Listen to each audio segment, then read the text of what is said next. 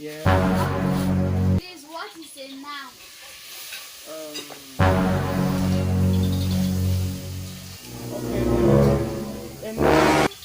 When we say a noun, you have to know what a noun is. A noun can be divided into two. The other one is a pronoun, and the other one is an adjective. When we talk of a noun, you need to know the advantages of a noun, the disadvantages of a noun. What is a noun? A noun is a speech. What is a speech? A speech is a figure of speech. Yes, so a noun, when a noun comes into a sentence, it gives you direction. It makes you not to lose your path. So a noun can also be a direction in a sentence. Is that clear? The uncle that was renting here was better than you. Hey, come back here.